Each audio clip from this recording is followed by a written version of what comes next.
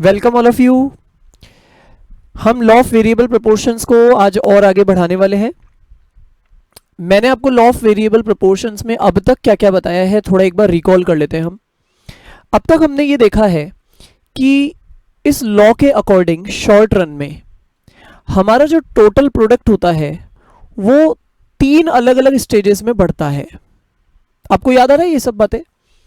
मैं देखिए एक बार आपके सामने प्रेजेंट भी कर देता हूँ। जो हमने लास्ट क्लास में एक शेड्यूल देखी थी यानी एक टेबल देखी थी, हम एक बार उससे फिर से एक बार समझ लेते हैं। हमने इस टेबल को बहुत अच्छे से समझा था, हमने इसको बहुत अच्छे से ऑब्जर्व किया था, इसका एनालिसिस किया था, और साथ में मैंने आपको इसके अंदर जो कुछ भी हो रहा है उसके रीजंस भी बताए थे। तो एक बार ज़रा रिकॉल करते हैं हमने क्या देखा था। हमने देखा था कि इस लॉ के अकॉर्डिंग शॉर्ट रन में 3 अलग अलग स्टेजेस में काम होते हैं। शुरुआत में हमने ये देखा था कि जैसे जैसे हम लेबर को बढ़ाते जाते हैं, मतलब हमारा जो मशीन है यानी फिक्स फैक्टर है वो तो फिक्स है ही है, लेकिन उसके अलावा हम जैसे जैसे हमने वेरिएबल फैक्टर को यानी लेबर को बढ़ाते जाते हैं तो हम देखते हैं सबसे पहले जो हमारा टोटल प्रोडक्ट है वो तेजी से बढ़ता है, तेजी से। याद आ रहा है आपको? आप टेबल को देखते हुए ज़रा मेरी बात को ध्यान से सुनेंगे। टेबल को देखते हुए हमने इसमें देखा था कि टोटल प्रोडक्ट सबसे फर्स्ट लेबर ने 2 यूनिट्स का बनाया। जब एक अकेला लेबर था तो 2 यूनिट्स का होता था। उसके बाद में सीधे 4 से इंक्रीज हुआ, उसके बाद में सीधे 6 से इंक्रीज हुआ। यहां तक हम देख रहे थे तेजी से बढ़ रहा है, लेकिन इसके बाद में टोटल प्रोडक्ट अभी भी बढ़ रहा है लेकिन अब उसकी स्पीड कम हो गई है। तो आपको याद होगा उसके बाद में फिर वो केवल 4 से ही बढ़ा, उसके बाद में केवल 2 से बढ़ा, और उसके बाद में तो बढ़ा ही नहीं यानी 0 से बढ़ा। और उसके बाद में फिर हमने नेक्स्ट देखा, जब हमने 7th लेबर इंट्रोड्यूस किया था तब हमने देखा हमारा टोटल प्रोडक्ट बल्कि पहले से भी कम आ रहा है। इस तरह जो हमारा टोटल प्रोडक्ट है वो 3 अलग अलग स्टेजेस में बढ़ रहा था, या तो मैं ये बोलूँगा लास्ट में आके तो कम ही हो गया। ये चीज़ हमने देखी थी इस लॉ के अंदर, और फिर मैंने आपको ये 3 अलग अलग तरह के बिहेवियर्स क्यों हो रहे हैं उसके मैंने आपको रीजंस भी बताए थे। सबसे पहले मैं ये चाहूँगा आपको वो सारे रीजंस दिमाग में रहने चाहिए, उसके बाद ही हम आज की क्लास को स्टार्ट करें तो फ़ायदा है। तो आपने वो सब चीज़ें रिवाइज की होनी बहुत ज़रूरी है, क्योंकि हमारा वो जो लॉ है वो लास्ट क्लास में पूरा नहीं हुआ था। वो लास्ट क्लास से मैं और आज आगे बढ़ाने वाला हूँ, तो लास्ट क्लास की सभी बातें आपको दिमाग में होनी ज़रूर चाहिए। चलिए, ये सब मैं मान रहा हूँ कि आपको सब बातें याद होगी। मैंने आपको रीजंस क्या क्या बताए थे। तो सबसे पहले टोटल प्रोडक्ट तेजी से क्यों बढ़ता था उसके मैंने कुछ एक रीजंस बताए थे, जैसे कि हमारा जो फिक्स फैक्टर पहले अंडर यूटिलाइज था वो अब हर बार हर नए लेबर के आने से फुलर फुलर फुलर यूटिलाइज होता जा रहा है। ये एक रीजन था। और क्या रीजन बताया था मैंने? फटाफट आप रिकॉल करिए और मुझे जवाब दीजिए। सेकंड ये था, जैसे जैसे नया नया लेबर आता है, शुरुआत की बात चल रही है, तो काम बांट के किया जाता है यानी डिवीजन ऑफ वर्क, और काम बांट के किया जाता है तो उससे रिजल्ट हमेशा बहुत अच्छे अच्छे आते जाते हैं। और इसी के साथ जुड़ा हुआ था एक और पॉइंट, स्पेशलाइजेशन। फिर एक और रीजन मैंने आपको ये बताया था कि इनडिविजिबिलिटी ऑफ फिक्स फैक्टर। मैंने आपको याद होगा एक एग्जांपल से बताया था कि जो हमारे पास एक फिक्स फैक्टर यानी मशीन है, हम क्योंकि उसके डिवीजन नहीं कर सकते, उसके टुकड़े नहीं कर सकते, तो हमें एक साथ पूरी मशीन को, पूरे एक यूनिट को लाना पड़ रहा है। और इसीलिए शुरुआत में वो अंडर यूटिलाइज्ड है, जैसे जैसे ज़्यादा लेबर आते जा रहे हैं वैसे वैसे वो फुलर फुलर फुलर यूटिलाइज होती जा रही है, और इसलिए हमारे रिटर्न्स बढ़ते बढ़ते बढ़ते जा रहे हैं। शुरुआत की बातें चल रही है सारी। तो ये भी एक रीज़न था। और फिर फाइनल मैंने एक और रीज़न इसी का ये बताया था कि बेटर कोऑर्डिनेशन होता जा रहा है between variable and fix factor, मतलब लेबर और मशीन के बीच में कोऑर्डिनेशन बेटर बेटर होता जा रहा है। याद आ रहा है आपको? मैं आपको सब बातें फिर से रिवाइज करवा रहा हूँ। उसके बाद में फिर हमारा टोटल प्रोडक्ट धीरे धीरे क्यों बढ़ा, तो उसका रीज़न फिर ये निकला था क्योंकि हमारे फिक्स फैक्टर का ओवर एक्सप्लॉइटेशन होता जा रहा था, वो ओवर एक्सप्लॉइट होती जा रही थी। और भी कई रीजंस देखे थे। एक और रीज़न मैंने आपको जो बताया था वो ये कि जो 2 फैक्टर्स होते हैं फिक्स्ड और वेरिएबल, क्या वो एक दूसरे के सब्सटीट्यूट्स होते हैं? तो हमने उसमें देखा था नहीं, they are never substitutes of each other. वो एक दूसरे के परफेक्ट सब्सटीट्यूट नहीं होते हैं, और इसलिए हम सोचे केवल मशीन को तो 1 यूनिट पर ही रखो और लेबर ही लेबर बढ़ाते जाओ, तो उससे तो फिर हमें नुकसान ही होगा। एक समय तक तो वो फायदा देगा, लेकिन उसके बाद तो वो हमें फिर फायदा नहीं देगा। ये भी एक रीजन था। फिर एक और रीजन था कि अब कोऑर्डिनेशन खराब होता जा रहा है फिक्स्ड और वेरिएबल फैक्टर के बीच में, पुअर कोऑर्डिनेशन। ये सारे रीजंस हमने सेकंड स्टेज कह ले उसके देखे। और फिर फाइनली हमारा टोटल प्रोडक्ट कम क्यों हो गया? आप टेबल को अगर देखें तो 18 से 14 पे क्यों आ गया? तो मैंने आपको बताया उसके भी रीजंस ऑलमोस्ट वही है जो हमने इससे पहले जस्ट देखे, अभी वही रीजंस थे। ये सारे रीजंस हमने समझे थे कि क्यों ऐसा बिहेवियर हो रहा है टीपी का। और आप जानते हैं टीपी से ही कनेक्टेड है एमपी, मार्जिनल प्रोडक्ट। कैसे? क्योंकि टोटल प्रोडक्ट जिस स्पीड से चेंज होता है, टोटल प्रोडक्ट के चेंज होने की जो रफ्तार है, जो स्पीड है, उसी का नाम है मार्जिनल प्रोडक्ट। सही बोला मैंने? समझ में आई आपको ये बात? जैसे टोटल प्रोडक्ट स्टार्टिंग में 2 था, तो मार्जिनल प्रोडक्ट भी 2 था, लेकिन उसके बाद टोटल प्रोडक्ट कितने से बढ़ा? 4 से बढ़ा। तो बस उस 4 को ही हम क्या कह रहे हैं? एमपी। फिर 6 से बढ़ा, तो उस 6 को ही हम क्या कह रहे हैं? एमपी। तो बेसिकली एमपी है क्या? मार्जिनल प्रोडक्ट है क्या? टोटल प्रोडक्ट में आने वाला चेंज, या टोटल प्रोडक्ट जिस स्पीड में चेंज होता है, उसका ही नाम है मार्जिनल प्रोडक्ट। तो ये दोनों आपस में कनेक्टेड है। बताइए, समझ में आ रही है आपको अब तक की बात है? अब आज की क्लास में मैं आपको सबसे पहले स्टार्टिंग किस बात से करवाने वाला हूं? मैं आपको टीपी, एमपी और एपी तीनों के डायग्राम्स बनाना सिखाऊंगा। बहुत ध्यान से आप देखेंगे, क्योंकि इन डायग्राम्स के बेस पर बहुत सारे तरह के क्वेश्चंस बनते हैं। आइए तो फिर स्टार्ट करते हैं। हम डायग्राम्स बनाना सीखेंगे। सबसे पहले हम फोकस करते हैं टोटल प्रोडक्ट पर। बहुत ध्यान से टोटल प्रोडक्ट की तरफ हम देखेंगे। देखिए, टीपी पर हमारा पूरा अटेंशन है। मैं आपसे पूछता हूं, आप मुझे जवाब देंगे। बताइए, टीपी बढ़ता है या कम होता है? शुरू से लास्ट तक आप देख के बताइए। स्टार्टिंग में वो 2 है, लास्ट में आके वो 14 हुआ। आप मुझे शुरू से लास्ट तक देख के बताइए कि जैसे जैसे मैं लेबर बढ़ाते जाता हूं, 1 का 2, 2 का 3, 4, 5, 6, 7, जैसे जैसे मैं मेरा वेरिएबल वाला फैक्टर यानी कि लेबर बढ़ाते जाता हूं, वैसे वैसे टीपी का क्या होता है? टीपी बढ़ता है या कम होता है? क्या जवाब है? तो अगर आप ध्यान से देखें टीपी के कॉलम को, तो आप ये बोलेंगे, सर टीपी काफी समय तक तो बढ़ रहा है, लेकिन लास्ट में आके कम हो गया। जब तक टीपी 2 से लेके 18 तक आया, तब तक तो वो बढ़ रहा था, लेकिन उसके बाद वो एकदम से कम हो गया। बिल्कुल सही बोला आपने। पहले वो बढ़ता है, फिर वो कम होता है। ये तो एक बात आई। अब मेरा दूसरा क्वेश्चन है कि टीपी जब बढ़ता है, कब से कब तक? जब वो 2 था तब से लेके जब वो 18 बना, तब तक वो बढ़ी बढ़ रहा है। नो डाउट वो बढ़ी बढ़ रहा है। लेकिन अब मेरा क्वेश्चन है कि वो किस स्पीड में बढ़ रहा है? बताइए। टीपी हमारा 2 से बढ़ के 18 पे आ गया, तो वो किस स्पीड में बढ़ रहा है? What is the answer? मैं आपको 3 ऑप्शन देता हूं, दिमाग लगाइएगा आप। मैं आपको 3 ऑप्शन देता हूं।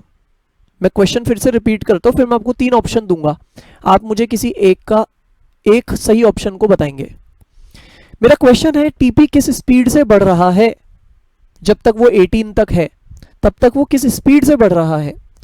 Option number 1, TP is increasing at increasing speed. TP किस स्पीड से बढ़ रहा है? इंक्रीजिंग रेट से, मतलब तेजी से, इंक्रीजिंग रेट से बढ़ रहा है। सेकंड ऑप्शन, वो बढ़ तो रहा है लेकिन डिक्रीजिंग रेट से बढ़ रहा है। डिक्रीजिंग, स्लोली स्लोली बढ़ रहा है, डिक्रीजिंग रेट से बढ़ रहा है। ठीक है। थर्ड ऑप्शन, वो एक ही रेट से बढ़ रहा है, लगातार एक ही रेट से बढ़ रहा है, एक ही स्पीड से बढ़ रहा है, मतलब it is increasing at constant rate. मैं फिर से 3 ऑप्शन कहता हूं। पहला option, TP is increasing at increasing rate. Second, TP is increasing at decreasing rate. Third, TP is increasing at constant rate, एक ही जैसी स्पीड में बढ़ रहा है, लगातार एक जैसी स्पीड में। क्या जवाब है? बताइए फटाफट। देखिए, आप आराम से टीपी को देखिए, टीपी के कॉलम को ऑब्जर्व करिए और मुझे बताइए क्या हो रहा है।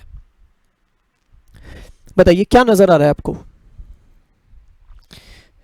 चलिए आइए मैं अभी आपको दिखाता हूं। आपने भी कोई आइडिया तो फॉर्म कर ही लिया होगा। अब मैं आपको जरा गौर करवाता हूं इस पर।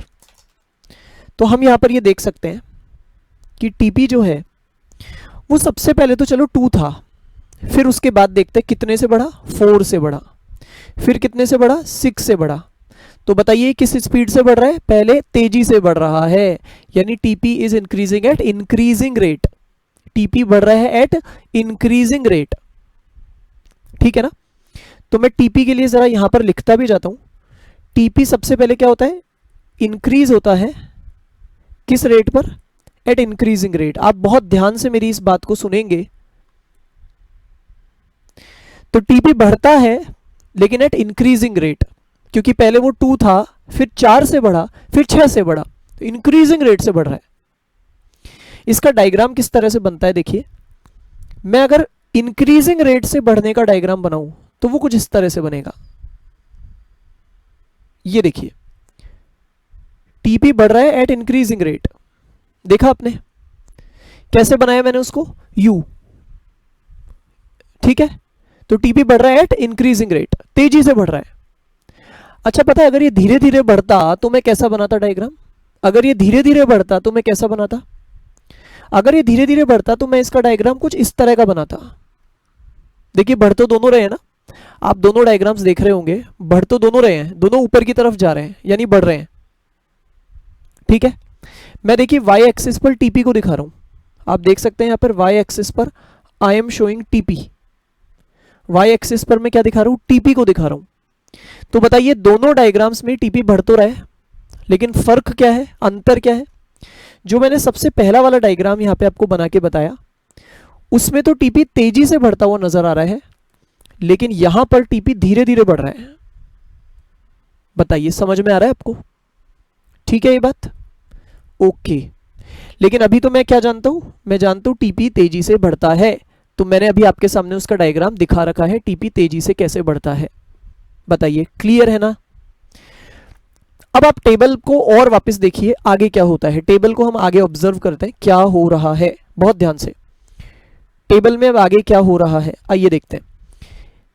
देखिए इससे पहले टीपी 6 से बढ़ा था, सबसे पहले 2 था, फिर 4 से बढ़ा, फिर 6 से बढ़ा, लेकिन अब इसके आगे देखते हैं क्या हो रहा है। अब इसकी स्पीड धीमी हो रही है, आप देख सकते हैं।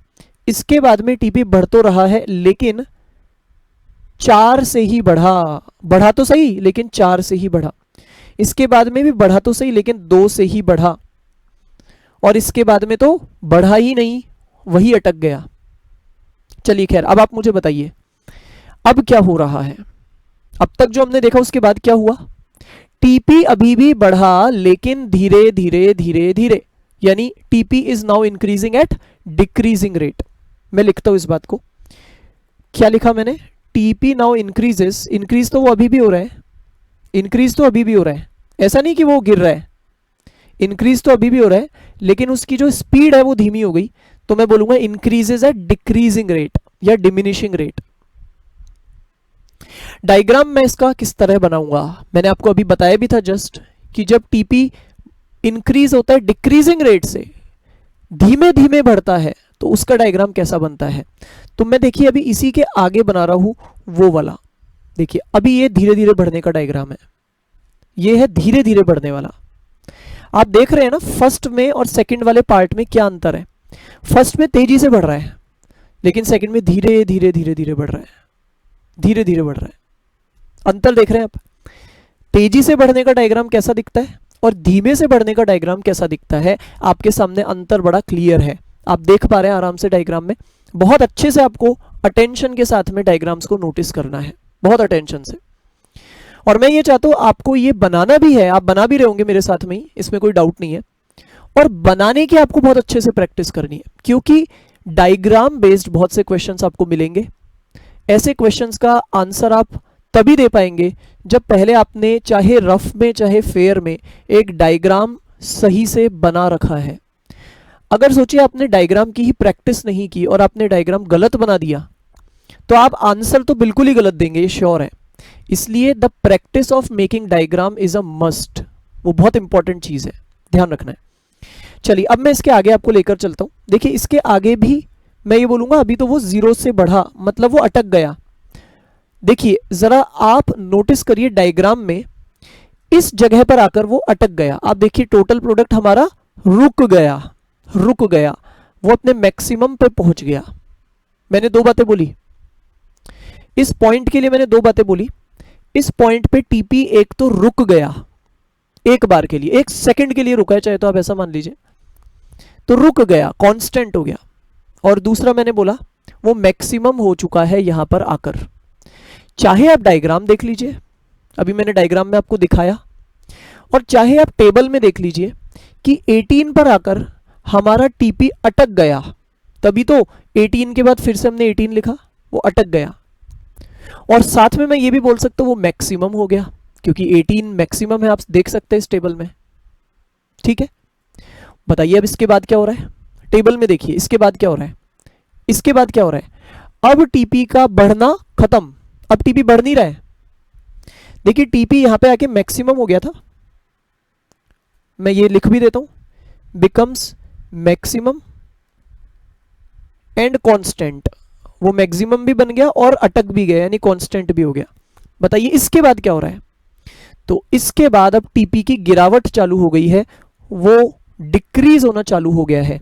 सोचिए इसके पहले टीपी, इसके पहले हमारा टीपी बढ़ रहा था, बढ़ रहा था। हाँ वो तो लास्ट में आके कांस्टेंट हो गया अभी अभी, लेकिन उससे पहले तो बढ़ रहा था। लेकिन अब क्या हो गया, अब हमारा टीपी डिक्रीज हो गया है। देखिए 18 से वो 14 पर आ गया, मतलब 4 यूनिट्स कम हो गया, तो टीपी अब डिक्रीज हो गया है। मैंने नीचे लिख भी दिया, और अब डायग्राम को मैं और आगे बढ़ाऊं तो अब मेरा टीपी नीचे की तरफ जा रहा है। यह है मेरे टीपी का फाइनल डायग्राम। हमने क्या देखा इसमें, सबसे पहले शुरू में टीपी हमारा बढ़ता है, देखिए इंक्रीज होता है। अच्छा उसके बाद भी हमारा टीपी इंक्रीज ही होता है। वो अलग बात है कि शुरू में वो इंक्रीज होता है तेजी से, फिर इंक्रीज होता है धीमे धीमे, लेकिन इंक्रीज तो दोनों में ही हो रहा है। फिर एक बार के लिए वो कांस्टेंट बन गया, और कांस्टेंट बनने के बाद उसकी गिरावट चालू हो गई, वो डिक्रीज हो गया। डायग्राम में मैंने आपको सारी बातें शो की है, डायग्राम में भी आप ये सब बातें शो देख सकते हैं, टेबल में भी आप देख सकते हैं, और मैंने जो यहां पर नीचे लिखा है उसमें तो आप आराम से देख ही रहे होंगे। चलिए अब टीपी का तो हमने डायग्राम अच्छे से देखा, टीपी का बिहेवियर समझा। अब मैं इसके बाद एमपी पर आता हूं, आप भी मेरे साथ में चल रहे होंगे बिल्कुल। अब हम मार्जिनल प्रोडक्ट का थोड़ा एनालिसिस करते हैं। हमारा पूरा फोकस मार्जिनल प्रोडक्ट के कॉलम पर, पूरा फोकस एमपी के कॉलम पर, बहुत ध्यान से देखिए। एमपी पहले 2 है, फिर 4 हुआ, फिर 6 हुआ। आप मुझे बता सकते हैं ये 2, 4 और 6 है क्या। तो आप बहुत ध्यान से अगर देखेंगे तो एमपी का पूरा कनेक्शन टीपी के साथ है। This is completely connected with TP. कैसे बताइए, फटाफट बताइए कैसे। सीधी बात है, टीपी पहले 2 से बढ़ा, यानी पहले वो 2 था, इसीलिए एमपी भी 2 है। उसके बाद टीपी 4 से बढ़ा, इसलिए एमपी भी 4 है। फिर टीपी 6 से बढ़ा तो एमपी भी 6 है। आप समझ रहे हैं ना एमपी और टीपी कैसे कनेक्टेड है। बताइए कैसे कनेक्टेड हुए वो दोनों। मैं इधर एक बड़ा सिंपल सा आपके आगे एक टीपी और एमपी के बीच में रिलेशन बता रहा हूं। एक छोटी सी लाइन से आपको पता चल जाएगा टीपी और एमपी में आपस में क्या कनेक्शन है। मैं ये बोलूंगा MP is the rate of change of TP, यानी कि टीपी में चेंज आने की रेट जो है ना, रेट, उसको ही हम कह रहे हैं एमपी। टीपी में चेंज आने की, टीपी में जो बदलाव आ रहा है वो किस रेट पर आ रहा है। देखिए टीपी बदल तो रहा है, जैसे कि स्टार्टिंग में हम काफी देर तक देख रहे हैं टीपी बढ़ रहा है, मतलब बदल रहा है ना, बढ़ना मतलब बदलना ही तो होता है। लेकिन सवाल है किस रेट पर, किस स्पीड में। रेट का मेरा मतलब है स्पीड, लेकिन चक्कर बस ये है कि हम इकोनॉमिक्स में स्पीड शब्द कह नहीं सकते, इसलिए मैं रेट कह रहा हूं। बाकी आप रेट का मतलब क्या समझेंगे, स्पीड। लेकिन आपको लिखना नहीं है स्पीड वर्ड, नहीं तो गलत हो जाएगा, वो लिखना आपको रेट ही है। तो मैंने क्या बोला, टीपी जो चेंज हो रहा है वो किस रेट पर चेंज हो रहा है, या मैं बोलूं किस स्पीड पर चेंज हो रहा है, वही है एमपी। कितना जबरदस्त कनेक्शन है दोनों में। टीपी के चेंज होने की जो रफ्तार है उसी का नाम एमपी है, टीपी के चेंज होने की जो रेट है उसी का नाम एमपी है। तो दोनों कनेक्टेड तो होंगे ही होंगे। अब आप मुझे बताइए जब मैंने आपको बोला कि टीपी के चेंज होने की रेट एमपी कहलाती है, तो अब आप मुझे बताइए, अगर मैं कहता हूं, ध्यान से, अब यहां पे अपन रिलेशन सीखने वाले हैं बिटवीन टोटल एंड मार्जिनल। आप इनको नोट करेंगे और मैं ये बोलूंगा आप इसको कोई ऐसी जगह पर नोट करिए जहां पर आपकी नज़र अलग से रहे। मतलब आप अगर इस प्रोडक्शन के चैप्टर के बीच में इसको लिख लेंगे तो आपकी अलग से नज़र नहीं पड़ेगी। मैं ये चाहता हूं कि अब जो मैं आपको बात लिखवाने जा रहा हूं उसको आप कोई ऐसी जगह पर लिखें जो आपकी नज़र उस पर अलग से पड़े। फॉर एग्जाम्पल आप बिल्कुल फ्रंट ही फ्रंट में लिख लें, आपकी जो बुक है, आपका जो रजिस्टर है, उसके एकदम शुरुआत के 1-2 पेजेस में लिख लें। कहीं से भी आप जगह निकाल के अलग से लिखिए। अब आप बोलेंगे सर क्यों इतनी अलग से जगह पे क्यों लिखने के लिए आप कह रहे हैं? कारण है क्योंकि मैं जो आपको यहाँ पे रिलेशन सिखाऊंगा ये हमारे न सिर्फ प्रोडक्शन के चैप्टर में काम आएगा बल्कि ये आने वाले और भी कई चैप्टर्स में सेम टू सेम यही रिलेशन हमारे काम में आएगा। मैं ये कह सकता हूँ अगर आपने अभी बहुत अटेंशन से इसको सुन लिया तो आप ये मान लीजिए हर चैप्टर का आपका एक टॉपिक तो साथ में तैयार हो गया। लगभग 4 चैप्टर्स है ऐसे हमारे जिसमें यही वाला टॉपिक हमारे पास रिपीट में आएगा। तो अगर आपने अभी ध्यान से सुन लिया तो आपको उन सभी के सभी चैप्टर्स में वापस इतने ध्यान से देखने की ज़रूरत नहीं पड़ेगी। आप उन चैप्टर्स में केवल रीडिंग कर लेंगे ना तो आपको सब याद आ जाएगा। तो मैं आपको इतना इंपॉर्टेंट मानते हुए ये वाला टॉपिक बता रहा हूँ, तो आपको भी इतनी ही इंपॉर्टेंस के साथ ये सब बातें सुननी है और एक ऐसी ही जगह पर लिखना है जो आपके लिए कॉमन जगह हो, किसी एक चैप्टर की नहीं बल्कि कई सारे चैप्टर्स के लिए मैं ये कॉमन बात आपको लिखवा रहा हूँ। This is a common topic, आप ऐसा मान लीजिए। चलिए अब मैं आपको स्टार्ट करता हूँ बताना। बहुत अटेंशन से आप पहले तो सुनेंगे उसके बाद आप लिखेंगे। पहले आपको समझ में आ जाना चाहिए, उसके बाद आपका लिखने का काम चालू होगा। ठीक है, तो वैसे आप समझते भी जाएंगे लिखते भी जाएंगे, लेकिन पहला अटेंशन आपका होगा समझने पर। ध्यान से देखते हैं। मैं आपको एक तरफ में टोटल के बारे में बताऊंगा और दूसरी तरफ मार्जिनल के बारे में बताऊंगा। हम दोनों के बीच में रिलेशन अभी सीख रहे हैं। आप इसको ऐसे मान लीजिए जैसे अभी इस चैप्टर के हिसाब से मैं अगर बताऊं तो हम टोटल प्रोडक्ट और मार्जिनल प्रोडक्ट का रिलेशन सीख रहे हैं। किस किस का? टोटल प्रोडक्ट, मार्जिनल प्रोडक्ट, क्योंकि इस चैप्टर में तो हम प्रोडक्शन की बातें कर रहे हैं। मैं आपको एक बात और बताऊं, जैसे मान लीजिए नेक्स्ट चैप्टर हमारा होता है कॉस्ट का, तो वहां पर यही रिलेशन आपके लिए टोटल कॉस्ट और मार्जिनल कॉस्ट के रूप में आ जाएगा। चैप्टर का नाम चेंज होने से बस केवल इतना सा डिफरेंस आ रहा है कि हम टोटल के आगे कॉस्ट लगा देंगे, मार्जिनल के आगे भी कॉस्ट लगा देंगे। फिर मैं आपको एक और चैप्टर के लिए बताता हूं, एक और आगे हम चैप्टर देखेंगे रेवेन्यू वाला।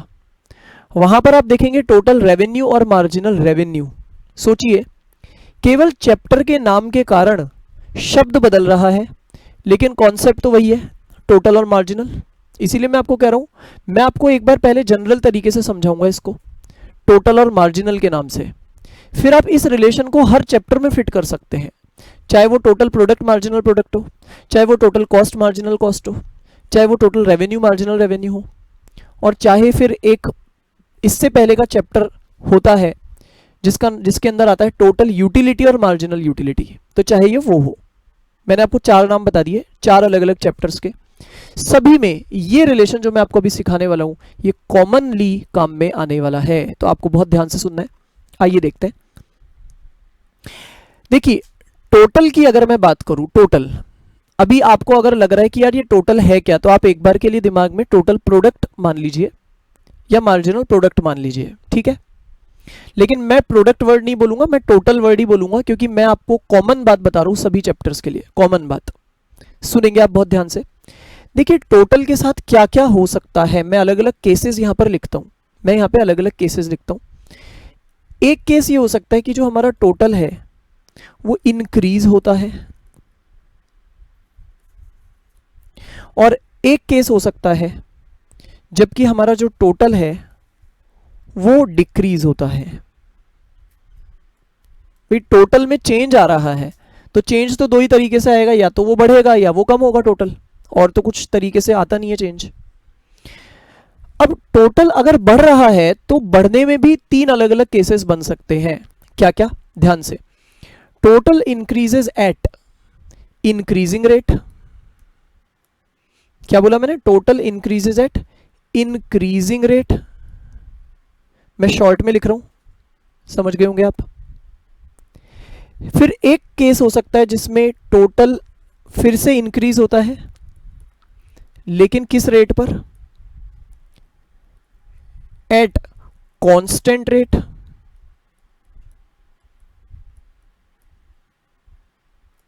फिर एक केस ये हो सकता है कि total increases at diminishing rate. Diminishing या डिक्रीजिंग एक ही बात है, चलिए मैं डिक्रीजिंग लिख देता हूं, बाकी डिक्रीजिंग बोल ले या डिमिनिशिंग बोल ले एक ही बात है। तो तीन केस मैंने आपको इंक्रीज वाले में बताए। टोटल इंक्रीज हो रहा है at increasing rate, total increase हो रहा है at constant rate, total increase हो रहा है एट डिमिनिशिंग रेट। आप मेरे से शायद ये जानना चाहेंगे सर तीनों के जरा एग्जांपल दे दीजिए। सिंपल है, मैं आपको एग्जांपल दे देता हूं आपके सेटिस्फेक्शन के लिए। मान लेते हैं, चलिए मैं आपको सबसे पहले फर्स्ट वाले केस की बात बता देता हूं। मान लेते हैं ये है मेरा टोटल, और ये इंक्रीज होता है किस रेट पर? इंक्रीजिंग रेट पर। मैं देखिए आपको दिखाता हूं इसका एग्जांपल। मान लेते हैं पहले 2 है, फिर हुआ 6, फिर हुआ 12।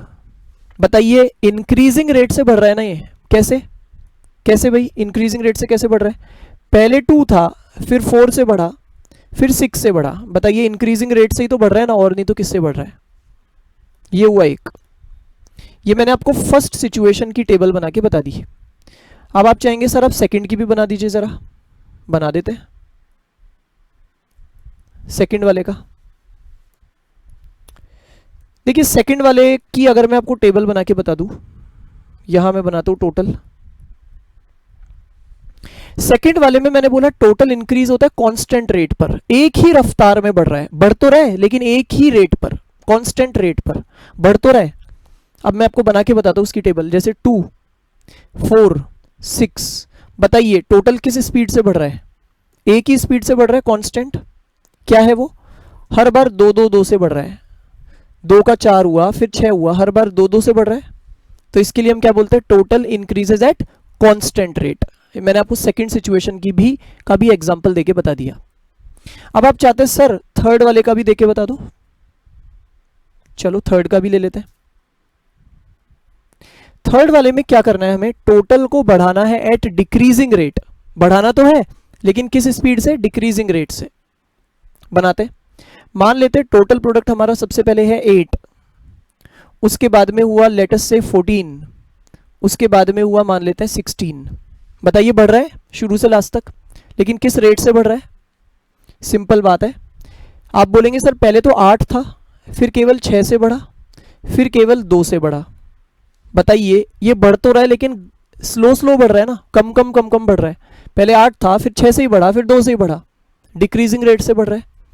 ये मैंने आपको थर्ड वाले केस का एग्जांपल दे दिया, ठीक है। अच्छा ये 3 आपको समझ में आ गए होंगे। अब मैं और एक केस आपको बना के बताता हूं टोटल में और क्या हो सकता है।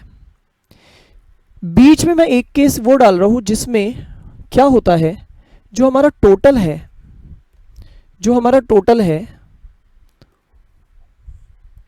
हमारा जो टोटल है वो कांस्टेंट हो गया।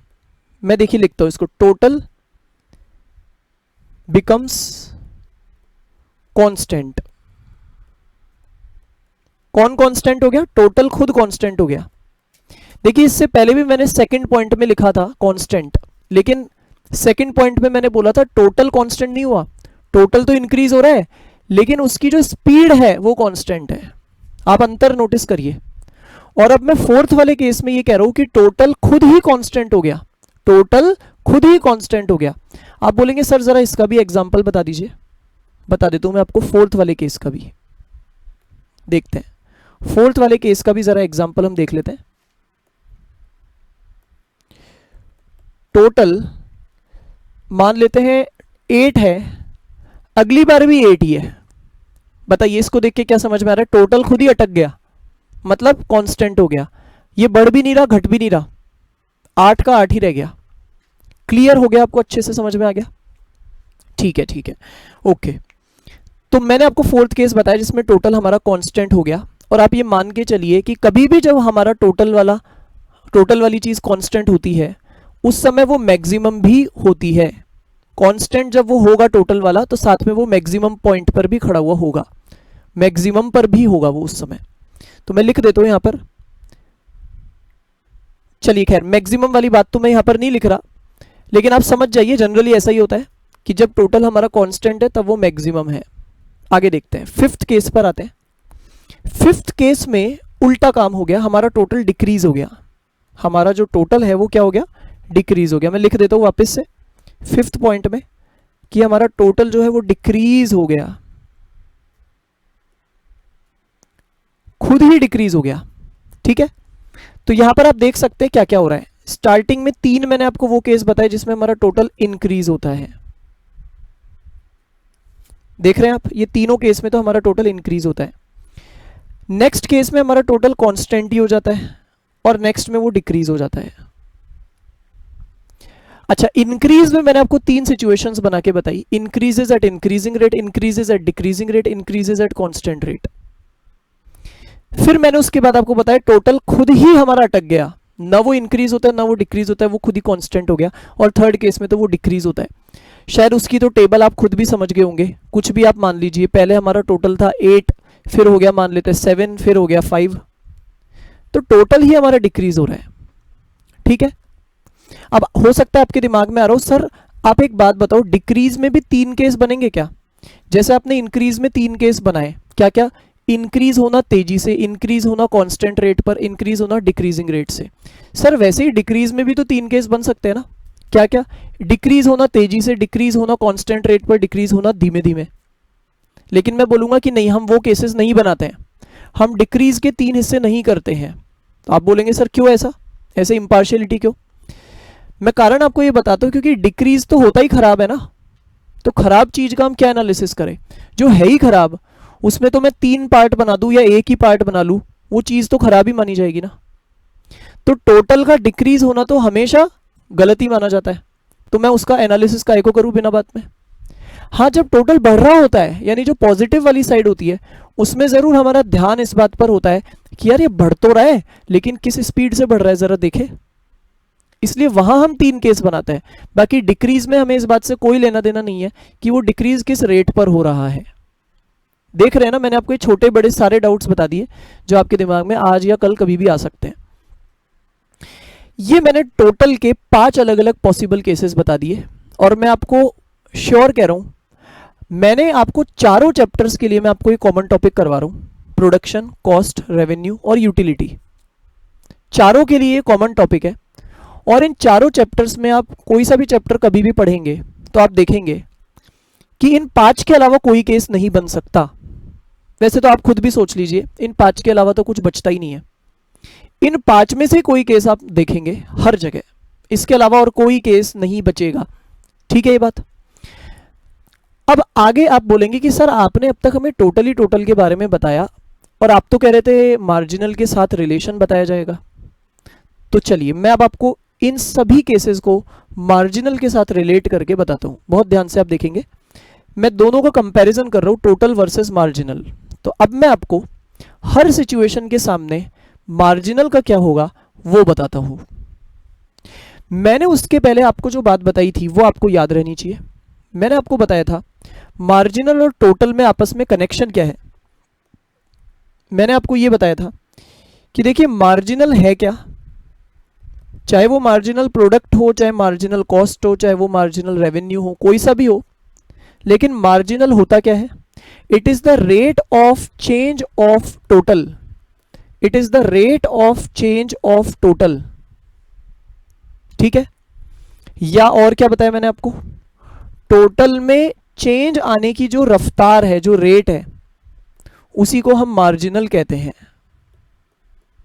तो ये पहली बात आपको क्लियर होनी चाहिए कि टोटल और मार्जिनल आपस में किस तरह जुड़े हुए हैं। ठीक है ना? बताइए, समझ में आ गया ना? क्या देखा हमने? मार्जिनल होता क्या है?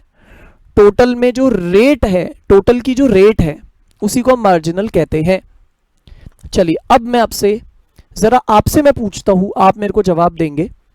फर्स्ट सिचुएशन आप देखिए, उसमें टोटल बढ़ रहा है, हमारी गाड़ी आगे चल रही है और हम एक्सेलरेटर देके रखे हुए हैं, मतलब हमारी गाड़ी तेज होती जा रही है, 10 से 20 की स्पीड पे आई, 20 से 30, 40, 50, 60, 70, 80, 90, 100, गाड़ी आगे भी बढ़ रही है और स्पीड भी बढ़ रही है, यानी total increases at increasing rate.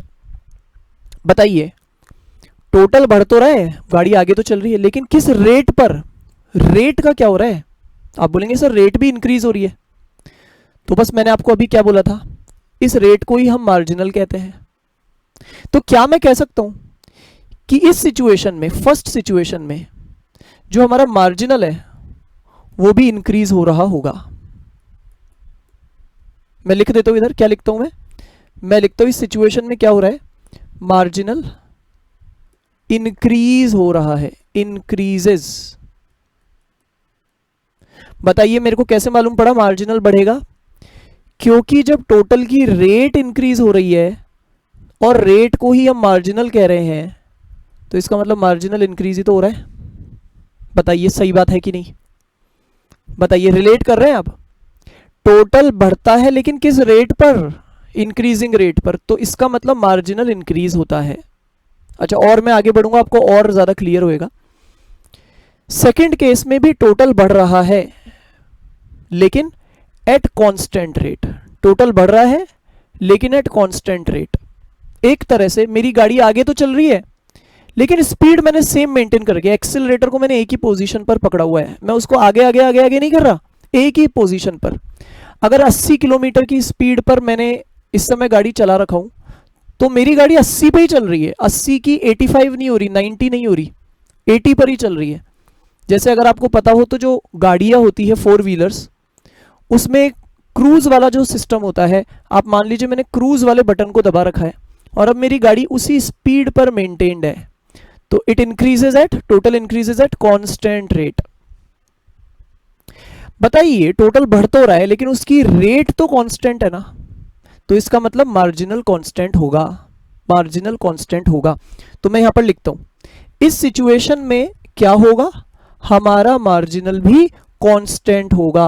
Marginal बढ़ेगा नहीं, कांस्टेंट होगा, क्योंकि टोटल की रेट अगर कांस्टेंट है, टोटल की रेट अगर कांस्टेंट है तो रेट को ही तो मार्जिनल कहते हैं, मतलब मार्जिनल भी कांस्टेंट होगा। ठीक है ये बात?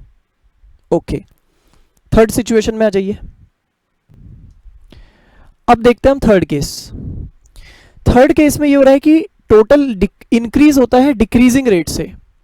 बताइए, टोटल बढ़ तो रहा है लेकिन डिक्रीजिंग रेट से। कहने का मतलब मेरी गाड़ी आगे तो जा रही है लेकिन इस बार मैं ब्रेक लगा चुका, तो मैंने बताइए जैसे ही ब्रेक अप्लाई किया, तो ब्रेक अप्लाई करने के बाद क्या होता है, कुछ समय तक, जब तक वो ब्रेक पूरी तरह से नहीं लग जाता तब तक क्या होता है, मेरी गाड़ी आगे तो बढ़ रही है लेकिन अब उसकी स्पीड कम होती जा रही है। मैं 100 पे था, धीरे धीरे 90, 80, 70, 60, 50, 40, 30, 20, 10, फिर जाके रुकेगी। कहने का मतलब है गाड़ी आगे तो बढ़ रही है, टोटल इंक्रीजेज, टोटल इंक्रीज तो हो रहा है लेकिन एट डिमिनिशिंग रेट। देख रहे हैं ना आप? तो ऐसे केस में बताइए, मैं आपसे पूछूं, बताइए मार्जिनल का क्या हो रहा होगा, तो आप बोलेंगे सर इस समय मार्जिनल भी हमारा डिक्रीज हो रहा होगा। क्यों? अरे टोटल की रेट तो डिक्रीज हो रही है ना, टोटल खुद भले ही बढ़ रहा है लेकिन उसकी रेट देखनी है हमें, तो रेट तो डिक्रीज हो रही है ना, इसका मतलब मार्जिनल भी डिक्रीज हो रहा होगा। ठीक है, अच्छे से समझ में आ रहा है आपको ये सब? अच्छा, अब आते हैं हम नेक्स्ट केस में, जिसमें हमारा टोटल जो है वो कांस्टेंट हो गया। मतलब टोटल अब हमारा ना आगे बढ़ रहा ना पीछे जा रहा, गाड़ी हमारी ना तो आगे बढ़ रही ना पीछे जा रही, अटक गई क्योंकि हमारा ब्रेक पूरी तरह से लग चुका है, हमारा टोटल कांस्टेंट हो गया। बताइए, जब मेरी गाड़ी रुकी हुई है तो उसकी स्पीड कितनी होती है? 0।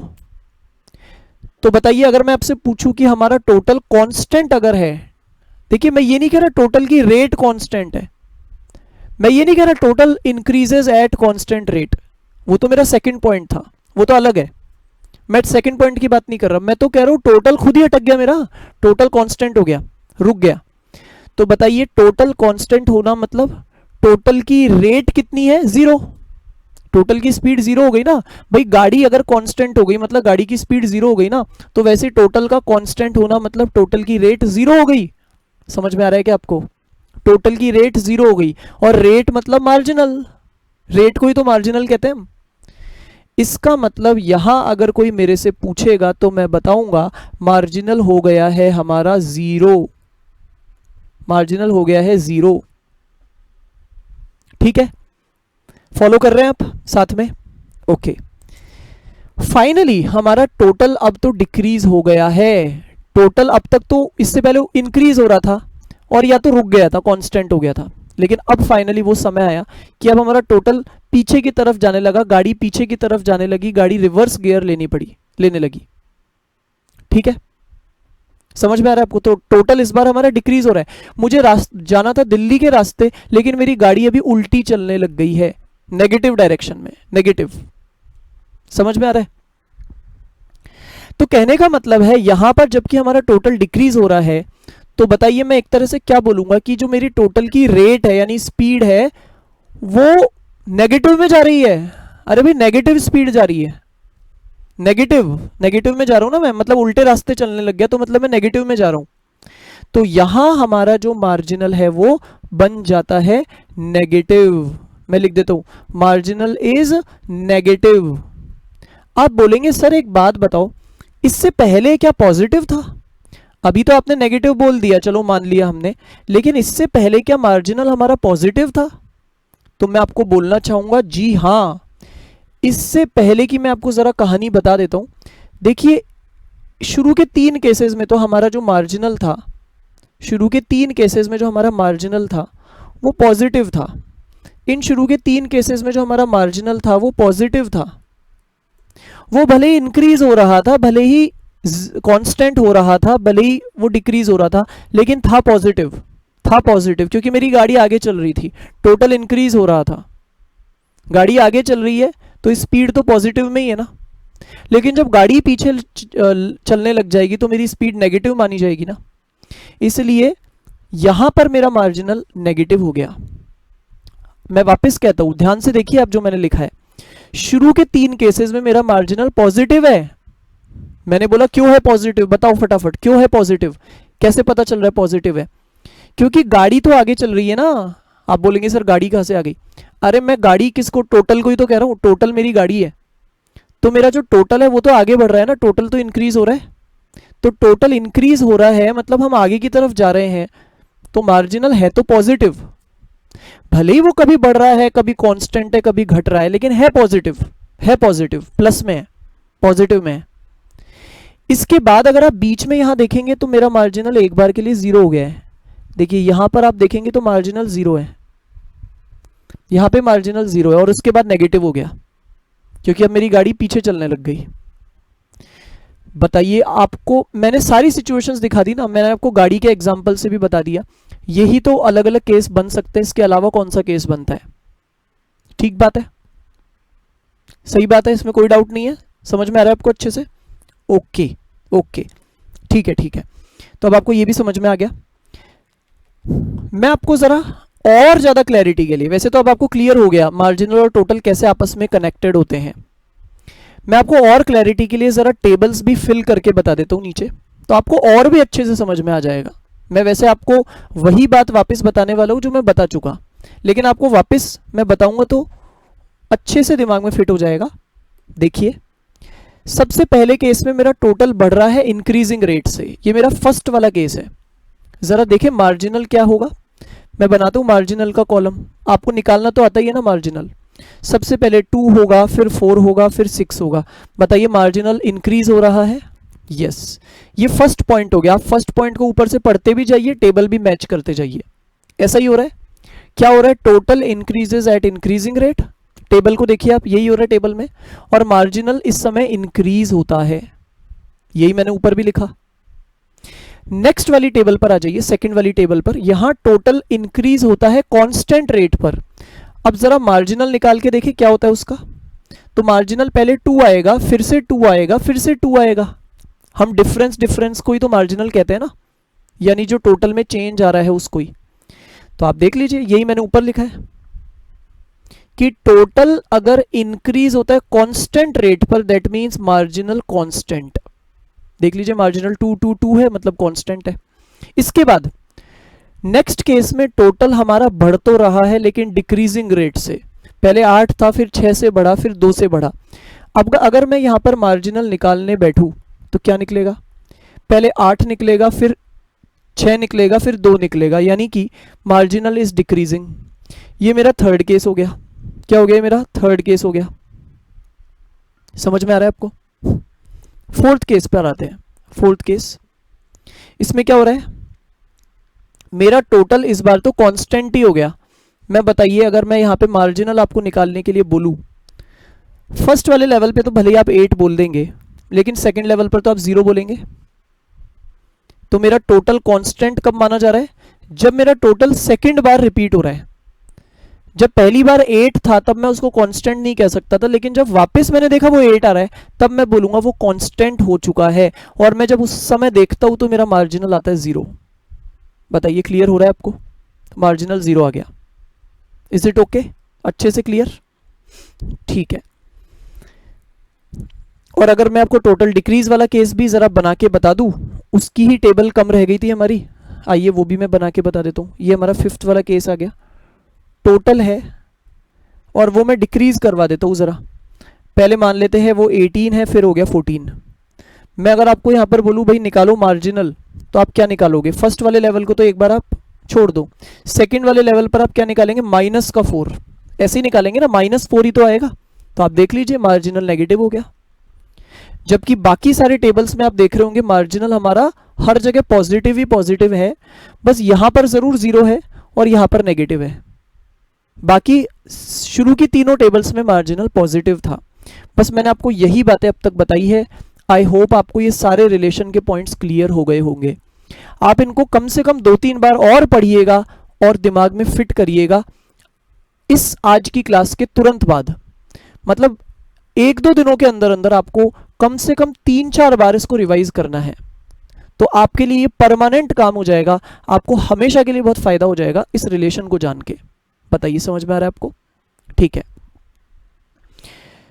तो मैंने आपको रिलेशन बताया। अब मैं आपको लेकर चलता हूं फिर से डायग्राम की तरफ। देखिए, अब हम प्रोडक्शन के चैप्टर पर लौट के आ जाते हैं। अब तक मैंने आपको कुछ जनरल बातें बताई, अब मैं आपको प्रोडक्शन के चैप्टर पे फिर से लेकर आता हूं। प्रोडक्शन के चैप्टर में हम टीपी का ये डायग्राम बना चुके, उसको मैंने 3 या 4 हिस्सों में बांटा। सबसे पहले टीपी बढ़ता है इंक्रीजिंग रेट, फिर बढ़ता है डिक्रीजिंग रेट, फिर वो खुद ही कांस्टेंट हो जाता है और फिर गिरने लग जाता है। 4 मैंने आपको इसमें सिचुएशंस दिखा दी। यानी मैं अगर जो अब तक आपको समझाया उसमें से बताऊं तो मैंने आपको क्या क्या बताया। हमारी एक तो सबसे पहले तो टोटल प्रोडक्ट के साथ ये होता है, इंक्रीजेज एट इंक्रीजिंग रेट, फिर इंक्रीजेज एट डिक्रीजिंग रेट, फिर बिकम्स कांस्टेंट और फिर डिक्रीज हो जाता है। ये 4 केस मैंने आपको दिखाए हैं, ये होते हैं हमारे इन डायग्राम्स, इस डायग्राम में। ठीक है, यानी कभी भी ऐसा नहीं होता कि टीपी के साथ सेकंड वाला पॉइंट लगे। टीपी के साथ सेकंड पॉइंट नहीं लगता, आप खुद देख लीजिए। मैं ये कभी नहीं बोल रहा हूं कि TP increases eight constant rate, ये वाला रूल यहां नहीं लग रहा है। हमारे इस चैप्टर में टीपी कांस्टेंट रेट पर नहीं बढ़ता। मैंने अभी तक जो आपको बताई जनरल बातें बताई, लेकिन अब मैं प्रोडक्शन के चैप्टर पर आता हूं तो मैंने आपको बताया यहां पर केवल 4 पॉइंट अप्लाई होते हैं 5 में से। टोटल तो मैंने आपको 5 पॉइंट बताए थे, बट उनमें से 4 पॉइंट ही यहां पर अप्लाई हो रहे हैं। फॉलो कर रहे हैं आप मेरे को? अब बताइए आप मेरे को, मार्जिनल का क्या होगा? साफ देख रहे हैं हम, मार्जिनल के कॉलम को देखिए टेबल में, साफ क्या दिख रहा है हमें? जब टीपी तेजी से बढ़ता है तो मार्जिनल बढ़ता है। मैंने अभी आपको रिलेशन सिखा दिया ना, आप देख लीजिए, वही रिलेशन आपको यहां दिखेगा। जब टीपी तेजी से बढ़ता है तो मार्जिनल बढ़ता है। फिर जब टीपी डिक्रीजिंग रेट से बढ़ता है तो मार्जिनल डिक्रीज होता है। फिर जब टीपी कांस्टेंट होता है तो मार्जिनल 0 हो जाता है। आप देख रहे हैं यहां पर मार्जिनल 0 हो गया। जब टीपी कांस्टेंट हो गया, 18 पे आके अटक गया, तब मार्जिनल 0 हो गया। और जब टीपी डिक्रीज होता है तो मार्जिनल नेगेटिव हो जाता है। बताइए, ऐसा ही हो रहा है ना? मार्जिनल का डायग्राम बनाए जरा, बनाते हैं। कैसे बनेगा? ध्यान से कैसे बनेगा? जब तक टीपी तेजी से बढ़ता है तब तक हमारा मार्जिनल बढ़ता है। देखिए मैंने यहां तक हमारा टीपी तेजी से बढ़ रहा था, जो मैंने डॉटेड लाइन बनाई है वहां तक, तो यहां तक हमारा मार्जिनल बढ़ेगा। देखिए बढ़ रहा है, ये मेरा मार्जिनल का है, नीचे जो मैं बना रहा हूं ये मार्जिनल का है, वो बढ़ रहा है। तो जब तक TP increases at increasing rate तब तक मार्जिनल बढ़ता है। फिर उसके बाद में टीपी हमारा धीरे धीरे बढ़ रहा है यहां तक। तो अगर टोटल बढ़ता है डिक्रीजिंग रेट से तो मतलब मार्जिनल डिक्रीज होता है, डिक्रीज हो रहा है। फिर जब टोटल हमारा कांस्टेंट हो गया, बताइए कहां पर कांस्टेंट हो रहा है, इस जगह पर आकर, ये पॉइंट पे आके कांस्टेंट हो गया। तो जब हमारा टोटल कांस्टेंट हो जाता है उस समय मार्जिनल जीरो हो जाता है। आप देख लीजिए मेरा मार्जिनल इस समय जीरो है। क्या है, मार्जिनल जीरो है। और इसके बाद हमारा जो टोटल है वो फॉल कर रहा है, तब हमारा मार्जिनल नेगेटिव में चला जाता है।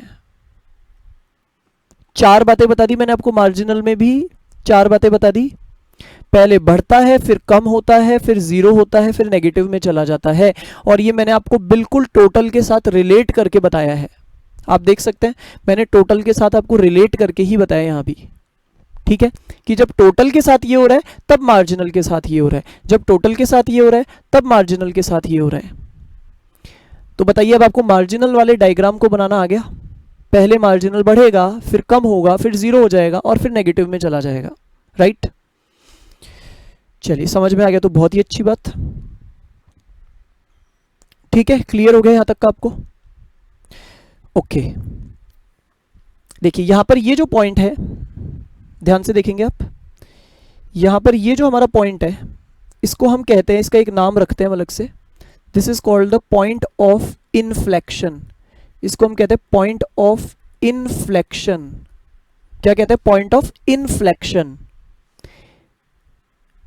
ठीक है, इसको हम क्या कहते हैं, पॉइंट ऑफ इनफ्लेक्शन। इस पॉइंट की खासियत क्या है, ध्यान से सुनिए।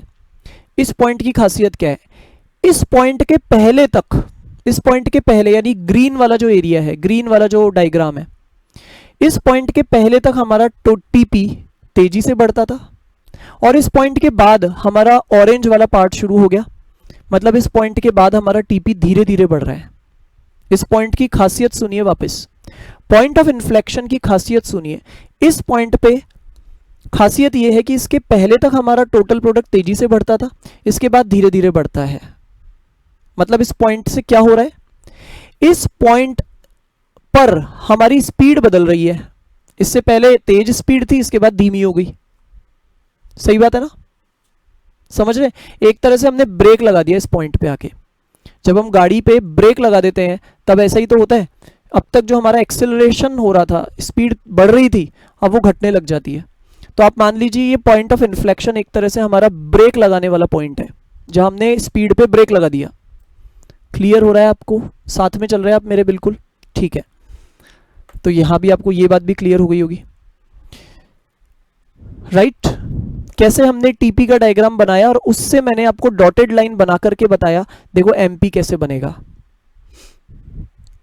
बताइए, मैं अगर आपसे पूछता हूं, ऐसे क्वेश्चंस आते हैं एग्जाम में, बताइए पॉइंट ऑफ इन्फ्लेक्शन को देख के आप मुझे बताइए, पॉइंट ऑफ इन्फ्लेक्शन देखा आपने, पॉइंट ऑफ इन्फ्लेक्शन को, पॉइंट ऑफ इन्फ्लेक्शन पे नजर रख के आप मुझे बताइए कि पॉइंट ऑफ इन्फ्लेक्शन पर एमपी का क्या होता है, एमपी का मार्जिनल प्रोडक्ट का क्या होता है। क्या जवाब है, what happens to MP at the point of inflection. Point of inflection पर एमपी का क्या होता है, तो हम बोलेंगे पॉइंट ऑफ इन्फ्लेक्शन पर हमारा एमपी मैक्सिमम होता है, मैक्सिमम। आप देख लीजिए यहां पर एमपी अपने हाइट पे पहुंच चुका है, मैक्सिमम पे पहुंच चुका है। आप बोलेंगे सर टेबल में दिखाओ जरा, देखिए टेबल में मैं अगर दिखाऊं तो जहां पर एमपी हमारा 6 है यानी मैक्सिमम हो चुका है, देखिए वही है पॉइंट ऑफ इन्फ्लेक्शन, ठीक है, ये पॉइंट ऑफ इन्फ्लेक्शन है, राइट, ये है पॉइंट ऑफ इन्फ्लेक्शन जहां एमपी मैक्सिमम होता है। कोई दिक्कत नहीं यहां पे। अच्छा, फिर आप मुझे बताइए जब टीपी हमारा मैक्सिमम है यानी कांस्टेंट है, कहां पर है टीपी मैक्सिमम और कांस्टेंट, यहां पर। जब टीपी हमारा मैक्सिमम है, कांस्टेंट है, तब मार्जिनल का क्या हालचाल है, एमपी का क्या हो रहा है। आप बोलेंगे सर उस समय एमपी हमारा 0 पर खड़ा है, 0 पर। तो when TP is maximum and constant then MP is 0। कोई दिक्कत नहीं है इसमें, ये रिलेशंस आपको साफ नजर आने चाहिए और आपको याद हो जाने चाहिए, याद हो जाने चाहिए। तो बताइए, अब मैं आपको फाइनली एक फिनिशिंग टच दे देता हूं, टीपी और एमपी का रिलेशन। क्वेश्चन अगर आपसे पूछता है what is the relation between TP and MP, क्या बोलेंगे आप? टीपी और एमपी में क्या क्या रिलेशन है, याद करते जाइए या रिकॉल करते जाइए। फर्स्ट पॉइंट आप बोलेंगे when TP increases at increasing rate then MP increases. ये आपका फर्स्ट पॉइंट हुआ, देखिए दिख रहा है ना आपको डायग्राम में भी और टेबल में भी। When TP increases at increasing rate then MP increases, ये मैंने आपको यहां का फर्स्ट पॉइंट बोल के बताया है। फर्स्ट पॉइंट जो देखा था वही मैंने आपको बोल के बताया। सेकेंड पॉइंट आप बोलेंगे when TP increases at decreasing rate, अब मैं ऑरेंज वाले पोर्शन की बात कर रहा हूं, when TP increases at decreasing rate then MP decreases। वापस कहता हूं when TP increases at decreasing rate then MP decreases। ठीक है, ये मैंने आपको थर्ड पॉइंट बोल के बताया। थर्ड पॉइंट यहां पे आप देख रहे होंगे, थर्ड पॉइंट में यही बात हमने पढ़ी थी। इसके बाद चलते हैं, when TP becomes constant या मैक्सिमम then MP is 0। क्या बोला? Third point, when TP is maximum and constant then MP is 0। ये हो गया हमारा यहां के अकॉर्डिंग फोर्थ वाला पॉइंट। मैंने आपको वैसे थर्ड पॉइंट बताया, बट यहां जो फोर्थ पॉइंट लिखा है वही मैंने आपको बोल के बता दिया। और फिर लास्ट बात आप ये बोलेंगे कि when TP falls, जब TP हमारा गिर रहा होता है then MP becomes negative। MP becomes negative. तो ये मैंने यहां का लास्ट पॉइंट आपको बोल के बता दिया। आप देख रहे हैं ना, ये सारी बातें हमारी की हुई है, कोई नई बात नहीं है। तो ये आपके रिलेशन के पॉइंट्स हो गए, मैंने आपको साफ साफ सब कुछ बोल के बता दिया है। यहां पर कोई डाउट नहीं रहेगा ना आपको? ठीक है,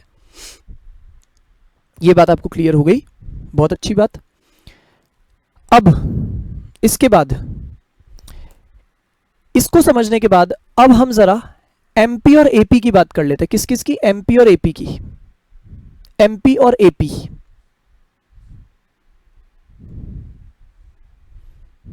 देखिए अगर मैं एमपी और एपी की बात करूं तो देखिए उसके लिए हमें ध्यान देना होगा हमारे लास्ट के दो कॉलम्स पर, एमपी और एपी वाले कॉलम पर। मैं आपको पहले तो एपी का डायग्राम बनाना सिखाऊंगा और एपी का डायग्राम बनाने के बाद फिर मैं आपको एमपी और एपी का रिलेशन बताऊंगा। जैसे अभी हमने टीपी और एमपी का समझा, टोटल और मार्जिनल के बीच में तो मैंने आपको कुछ कॉमन पॉइंट्स बताए, वो आपने लिखे भी। लेकिन अब मैं आपको फिर नेक्स्ट बताऊंगा मार्जिनल और एवरेज के बीच में। ठीक है, ये काम हम नेक्स्ट क्लास में करेंगे। Thank you.